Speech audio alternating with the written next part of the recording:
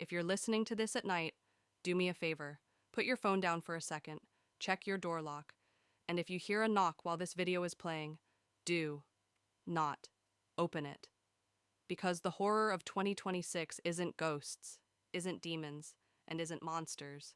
The horror of 2026 is you. Part 1. The first message. January 3rd, 2026, New York City. Jake Miller was just an ordinary guy, 28 years old, software engineer, night shift, living alone in a small apartment. Most nights were the same: laptop open, cold coffee, rain tapping against the window.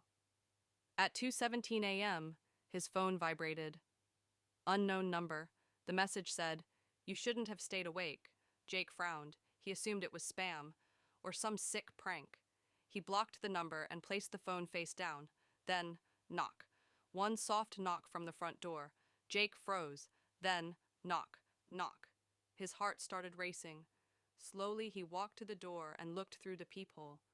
The hallway was empty. No footsteps, no shadows, just flickering lights and silence. Jake laughed nervously. "Lack of sleep," he whispered. He went back to bed. That's when his phone vibrated again. No number, no caller ID. Just a message. Don't open the door in 2026. Part 2.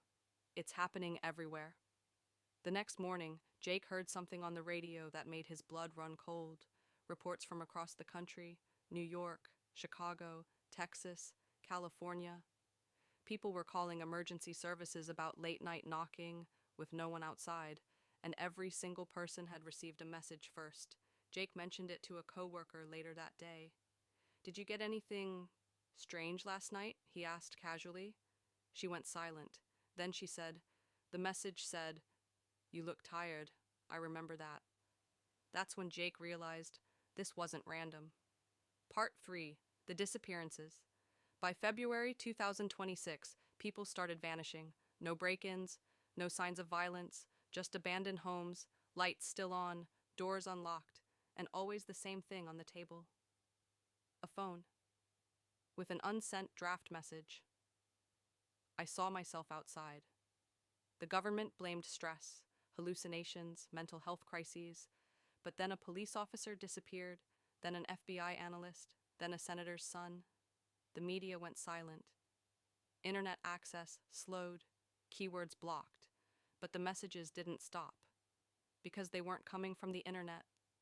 They were coming from the future. Part 4. The file they couldn't erase. On March 9th, 2026, a classified document leaked online. The title was Temporal Echo Phenomenon. It said, "Human consciousness does not move through time. Time moves through consciousness." In simple terms, time was breaking. And in 2026, every human had a future version of themselves bleeding backward into the present. But there was a rule. Two versions of the same person cannot exist permanently. Only one could survive. The stronger one, the colder one, the version that had already lived through the worst. The other one would be replaced. Part 5. Jake meets himself by April. Jake hadn't slept in days. He avoided mirrors, avoided windows. Then one night his phone buzzed. "I'm closer now." Jake typed back, "Who are you?" The response was instant. "I'm you, just finished." Jake swallowed. "Finished with what?" Another message appeared. "Surviving." Then came the knock.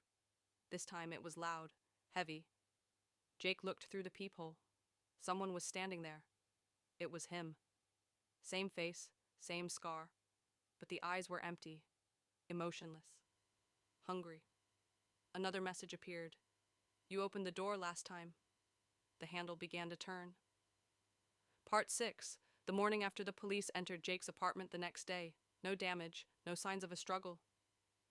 Jake was sitting calmly on the couch. "Are you okay, sir?" an officer asked.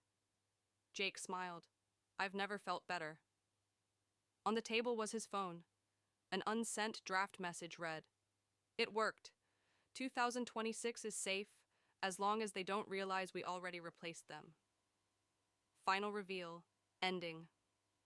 If you're listening to this in 2026, ask yourself something. Why are you more tired than you used to be? Why do some memories feel borrowed? Why do your emotions feel distant?